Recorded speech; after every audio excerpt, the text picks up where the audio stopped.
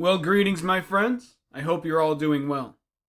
You know, it's very difficult to achieve a true sense of dread and horror with the written word alone. It's even more difficult to do it with less than 100 words. I would have thought it was impossible to do it. And yet, the great American author, Stephen Crane, managed to compose the most unnerving poem that I have ever read. And he did it with just 50 words. 50 words to my count. It's a rather remarkable feat. Stephen Crane is one of my literary heroes. He lived in the late 1800s, died in the year 1900, only 28 years old. He lived an incredibly adventurous and interesting life in the short time that he had. And he wrote an incredible amount of poetry, journalism, and fiction within those short years. He was a man truly possessed by an artistic daemon, as the ancient Greeks would say. And his most enduring work is probably The Red Badge of Courage, but I find many of his other works to be much more compelling, much more interesting. Though, The Red Badge of Courage is, of course, a fantastic book. And among my favorites of Crane's work is In the Desert.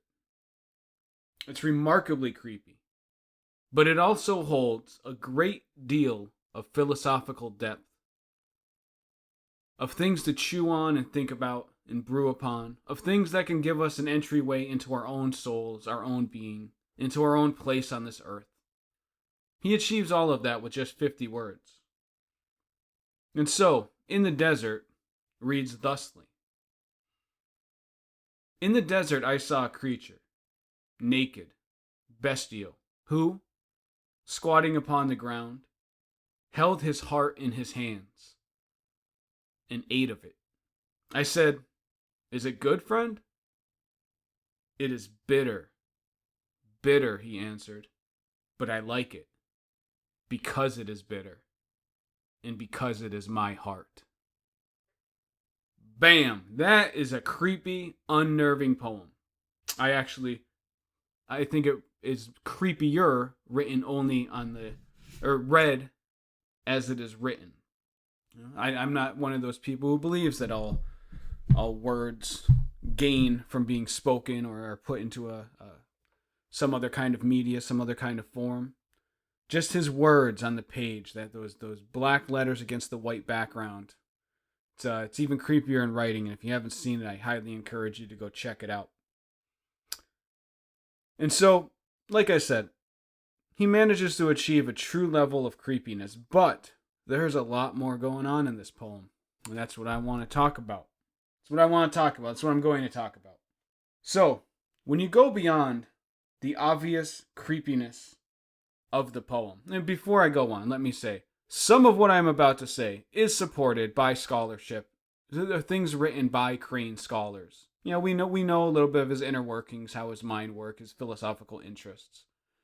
But a lot of this that is about to follow is also my own thought experiments, my own imagination taking the threads that we know and going deeper with it.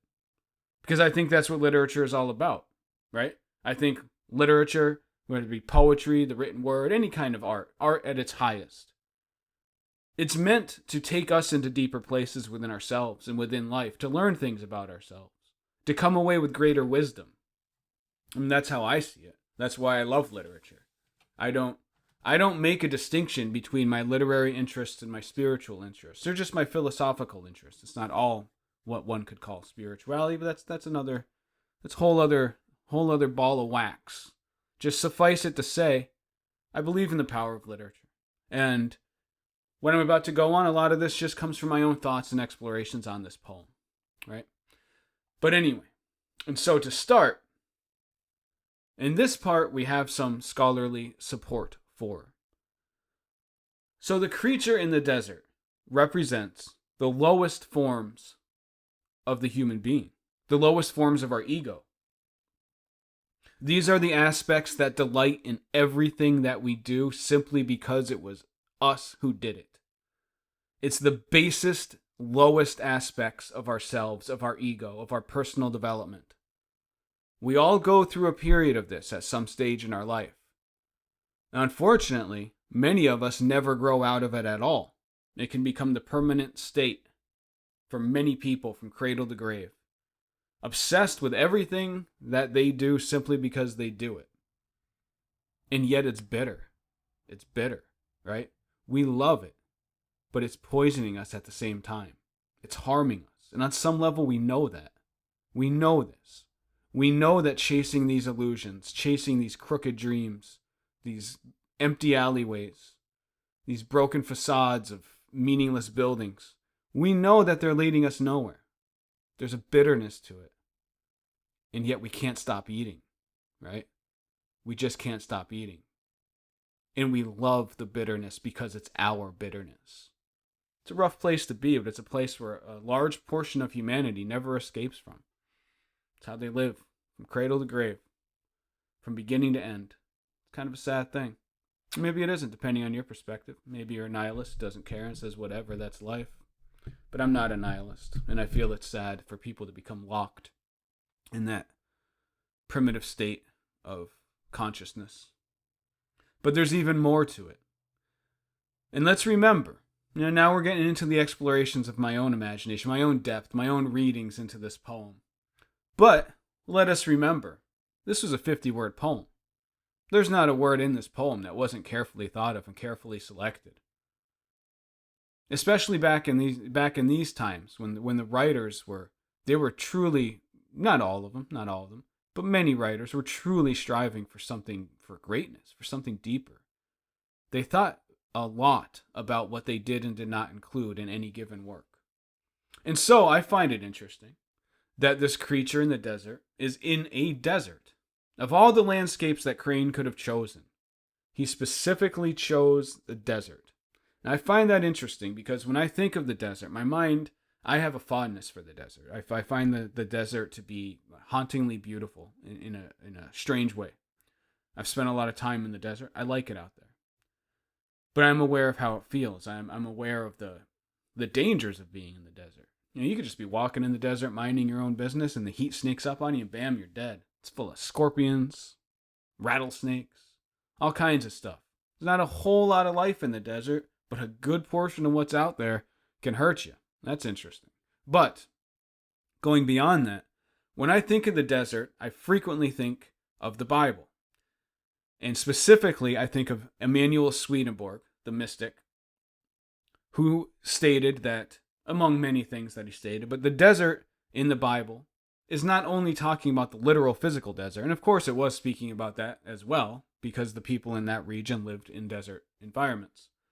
But it was more than that. There's the spiritual desert, right? So it's like the doctrine of correspondences. There's a greater depth to it, because there's also the spiritual desert, which is a place to wander during the dark night of the soul, right? During those times when your ego is being broken down. During those times when you're entering, hopefully, a higher level of consciousness, right? But before you can enter the higher level, the old level has to be wiped out, cleaned away, destroyed. And before we enter a new level of being, we must suffer the wasteland of the old. After all of those old illusions have been stripped away, and we're left in that desert space. It can be a dangerous place.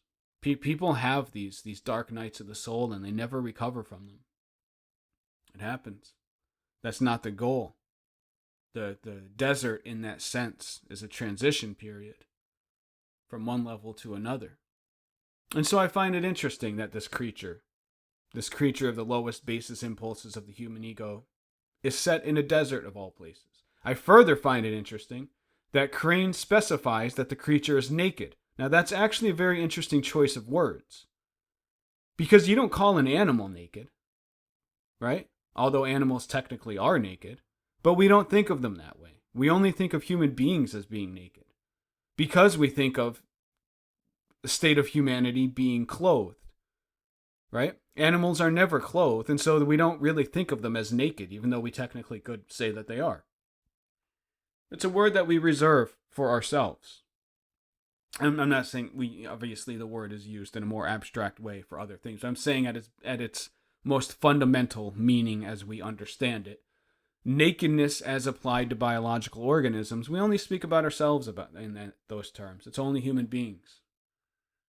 And so that makes me think of Adam and Eve in the Garden of Eden. Adam and Eve were naked, and nakedness was a major part of that story. It factors largely into that narrative.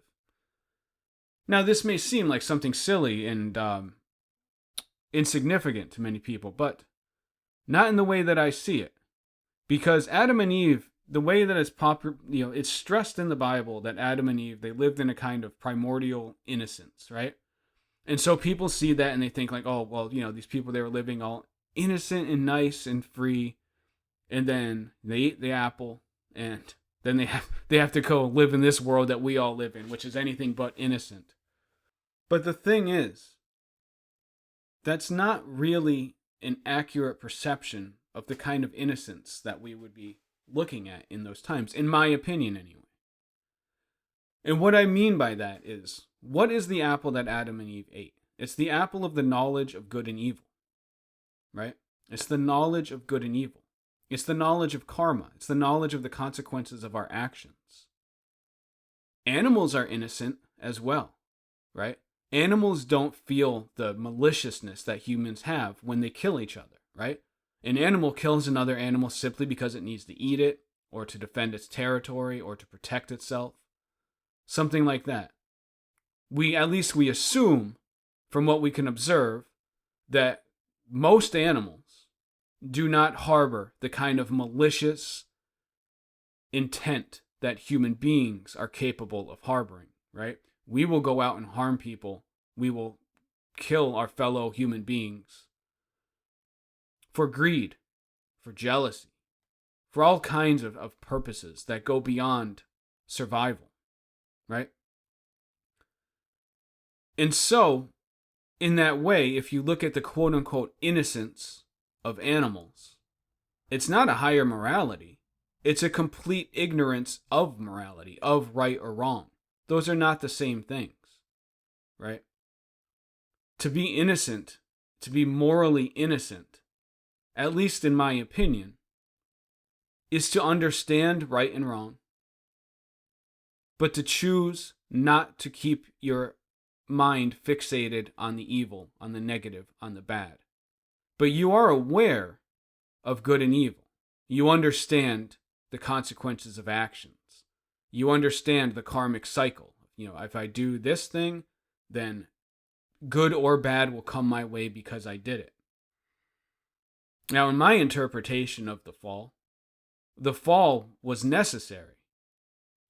It had to happen. In fact, I believe it was the plan the whole time. Human beings, we had to descend. We had to fall into this material plane, into this karmic plane, into the plane of cause and effect. Now, I personally believe that we're here because we are trying to come back to that primordial state, but this time with fully opened eyes, with true awareness and true understanding. No longer quote-unquote good out of ignorance, but good out of conscious intent. I believe that is what this material plane is all about. That's why we're here. We're trying to get back to the Garden of Eden. It's the hero's journey, but it will be different when we get there. We won't be the same people. It will be an innocence with more value because it will be a true innocence, a choice to focus on the good, the nurturing, the loving, and the positive, even though we are aware of the full spectrum of moral decisions, of light and dark, day and night, good and evil. And so, when I think about, when I read this poem, In the Desert by Stephen Crane, those are all of the things that I see hidden inside this remarkably dense little poem of just 50 words. And yet it transmits so much truth. What I perceive as truth, what I conceive as the truth of human existence and our purpose here on this planet. And I think that's rather remarkable. And let me further add. Like I said, we have scholarship to support some of the notions that I just shared. Primarily the aspect about the eating of the heart being a reference to the basest forms of human nature. The stuff about the desert, the stuff about the nakedness, that came from my own further thinking about the poem. But I find it very intriguing how such a short poem, how just a simple image, if we take time to really settle on it and think about it and apply our minds to it, how it can open up truths much bigger than one would ever conceive upon a cursory examination of the given work of art. And so I find In the Desert by Stephen Crane to be not only a haunting, creepy, and unnerving little poem, but also an entryway into some really fantastic and meaningful truths about human existence. And I don't know why it is that looking at things with a certain different slant of the eye, a certain different angle, I don't know why it can open up something so much more than just the thoughts on their own. But it does. That's the wonder of poetry and literature and art in general. It's the miracle of it. They are avenues to personal growth at their best, and if we choose them to use them as such.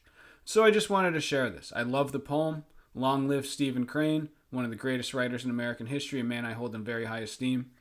And this is just a great poem, and it sparks a lot of interesting thoughts. So that's about it. Peace out, my friends.